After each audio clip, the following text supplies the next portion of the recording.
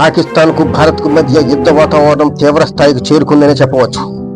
పులిని చూసి నక్క వాతలు పెట్టుకున్నట్టుగా మన ఆపరేషన్ సింధూర్ను చూసి తమ యుద్ధ విధానాలకు ఓ పేరు పెట్టుకోవడం జరిగింది. అదే ఆపరేషన్ బన్ ఉల్ వర్సూస్ అనే పేరు పెట్టుకోవడం జరిగింది. ఆపరేషన్ సింధూర్కు మోదీజీ బలమైన అర్థాన్ని ఇచ్చారు. తమ స్త్రీ సౌభాగ్యం సింధూరమును తుడిచిపెట్టిన ఆ తీవ్రవాదులను తొదముట్టించి వారి రక్తంతో నేడు తరాల తమ స్త్రీలకు సింధూరం దిద్దుతాననే ఉద్దేశంతో ఈ పేరును పెట్టారు. అన్నట్లుగానే ఆ పేరుకి విజయం చేకూర్చి ఆ పహల్గామ్ దాడిలో భర్తలను కోల్పోయిన స్త్రీల ఆత్మగౌరవం కాపాడి వారికి మనశ్శాంతిని చేకూర్చింది ఆపరేషన్ సింధూర్. మరి పాక్ కుట్ర తంత్రానికి ఆ పేరు ఏ ఉద్దేశంతో పెట్టిందో పాకిస్తాన్ మనం భారతంలో చెప్పిన రీతిగా కుట్ర నీతిని ప్రారంభిస్తూ యుద్ధం సాగిస్తుంది. అశ్వత్థామ అతహ అన్నట్లుగా మన శక్తి నిర్వీర్యం చేసే ప్రయత్నంలో ఎన్నో తప్పుడు ప్రచారాలు చేస్తూ నేరుగా తప్పుదారి పెట్టిస్తుంది. వాటిలో భాగంగా మన S-400ను ధ్వంసం చేశామని, మన సైనికాధికారి అయిన మహిళా పైలట్ స్క్వాడ్రస్ లీడర్ శివాని సింగ్ వారికి బందీ అయిందని తప్పుడు ప్రచారం చేస్తూ ఉంది. అదే విధంగా మనలో మనకు గొడవలు పెట్టే విధంగా మన సైనికులు అమృత్సర్ స్వర దేవాలయంలోకి ప్రవేశించారని అసత్య ప్రచారాన్ని ప్రచారం చేస్తూ సిక్కుల మనోభావాలను దెబ్బతీయడానికి ప్రయత్నిస్తుంది. కానీ పాక్ ఒకటి గుర్తుపెట్టుకోవాలి, సరైన సమయాల్లో అంతర్గత కలహాలకు దూరంగా ఉంటూ భారతీయులు తమ ఐక్యతను చాటుకుంటారనే దానికి ఎన్నో ఆధారాలు ఉన్నాయి. భారత్ అంతర్జాతీయ సరిహద్దు వెంబడి పాక్పై దాడి చేసి సియాల్కోటలోని పాకిస్తానీ రేంజర్లు ఉగ్ర లాంచ్ ప్యాడ్లపై BSF దాడులు చేసి నాశనం చేసింది. అదే విధంగా శల్య సారథులను కూడా అనుసరిస్తూ యుద్ధ తంత్రం పన్నుతుంది పాకిస్తాన్. మన ఆయుధాలు వారి గుండెలు చీల్చుతూ విజయాన్ని దక్కించుకుంటున్నాయి. వారి ఆయుధాలను మన భారత సేన చిత్తుగా నాశనం చేసి మన పిల్లలు ఆడుకునేందుకు డబ్బాలు వేస్తున్నారు.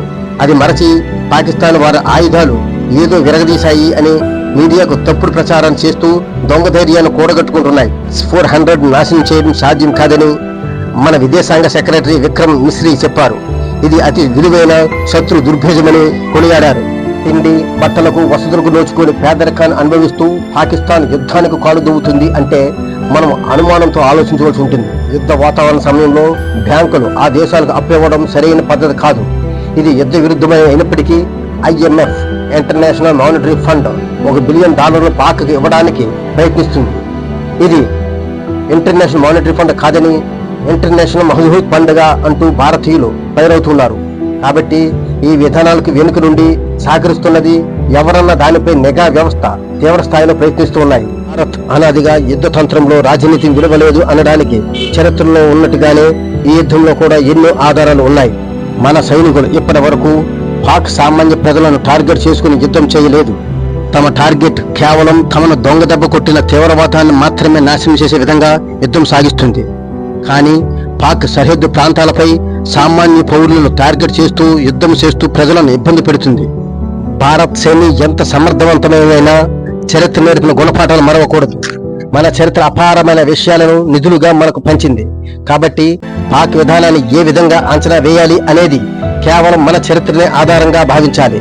పాక్ ప్రధాని షహబాజ్ షరీఫ్ నేషనల్ కమాండ్ అథారిటీను అత్యవసర సమావేశంలో కలిసినట్లు పాక్ మీడియాకు తెలిపింది. NCA పాక్ న్యూక్లియర్ పాలసీపై NCAకు పూర్తిగా అధికారం ఉంది. కాబట్టి ఆ విధానాల గురించి మాట్లాడేందుకు షరీఫ్ NCAను అత్యవసర సమావేశం చేసినట్లు మీడియాకు చెబుతూ భారత్ను అణ్వాయుధాల పేరుతో భయపెట్టాలని ప్రయత్నిస్తున్నారు. ఇది వారి అధమనీతికి నిదర్శనం. ఇటువంటి నీచ రాజకీయాలు మన చరిత్ర మనకు ఏనాడో చెప్పింది. కాబట్టి మనకు భయం లేదని పాక్ గుర్తు చేసుకోవాలి. మనది తిని శత్రువుకి మేలు చేసే జాతి జంతువులు ఉంటాయని మనకు మన చరిత్ర నేర్పింది. పాలు తాగి విషం గక్కే పాత్ర ఈ యుద్ధంలో టర్కీ పోషిస్తుంది. సిగ్గులోని టర్కీకి బుద్ధి చెప్పే సమయం ముందు భూకంపంతో అతలాకుతలమైన టర్కీని ఆదుకోవాలని భారత్ మొదటగా అడుగు వేసి ప్రపంచ దేశాల సహాయాన్ని టర్కీకి అందేలా చేసి ఎంతో సయ్యతుగా నిలబెట్టి ధనుగా నిలిచింది. కానీ టర్కీ అది మరచి నేడు పాకిస్తాన్కు పూర్తి స్థాయిగా మద్దతు ఇస్తూ సిగ్గు విడిచింది. అయినా భారత్కు పోయేది ఏమీ లేదు. కానీ దాని సిగ్గుమాల నీతిని ప్రపంచ దేశాలు చీచీ అంటూ దూషిస్తూ ఉన్నాయి. ఇప్పటి వరకు పాక్ వాడిన డ్రోన్లు ఆయుధాలు అన్ని కూడా టర్కీ సాధనాలు కావడం దీనికి నిదర్శనం. ఏది ఏమైనా భారత్ ఈ విషయంలో వెనుదిరిగే పని లేదు. ఎందుకంటే భారతీయుల గుండెల్లో ధైర్యాన్ని భుజాల సత్తాను ఏ యుద్ధ తంత్రము దెబ్బతీయలేవని ప్రపంచ దేశాలు మరవలేని రీతిగా బదులు చెబుతాం. జై హింద్.